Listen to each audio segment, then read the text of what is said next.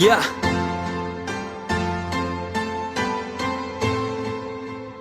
Yo rele nou Tet Mare.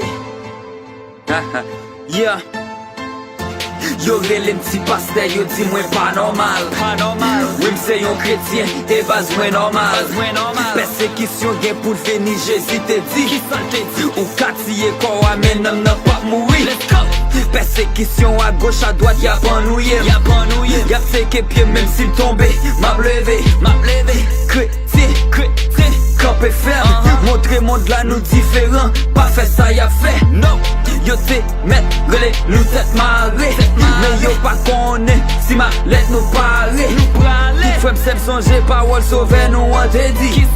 Nan mon ap vive là nous gagner pour nous souffrir.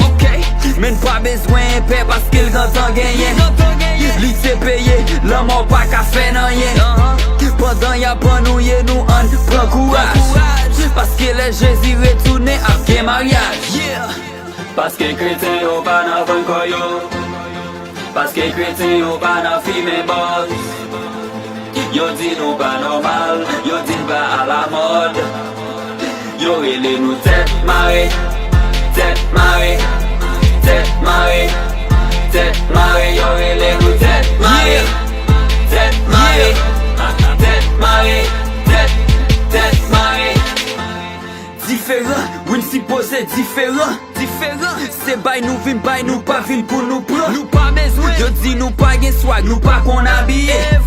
Chemise en dedans, pantalon soul, yé nan pied. Yo même dit mesdames yo pas à la mode. Parce que jif yo dépassé genou yo pas nan des autres. Gen quelques filles qui dit chrétien yo pas jeune gens. Parce que c'est bay ap marché bay mais nous pas j'en prend. Jeune chrétien yo pas découragé. Yo te met à trip sous nous nan pied Seigneur y'a pour n'été. Oui nous nan monde là mais nous pas fait partie monde là.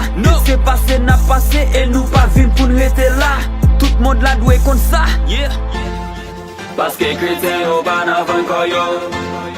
Parce que chrétien yo pas nan fime boss. Yo di nou pas normal, yo di pas à la mode. Yo rele nou Tet Mare, Tet Mare, Tet Mare, Tet Mare. Yo rele nou Tet Mare, Tet Mare, Tet Mare, Tet Mare.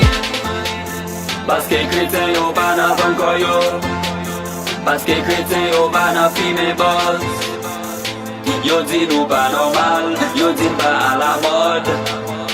Yo rele nou Tet Mare, Tet Mare, Tet Mare.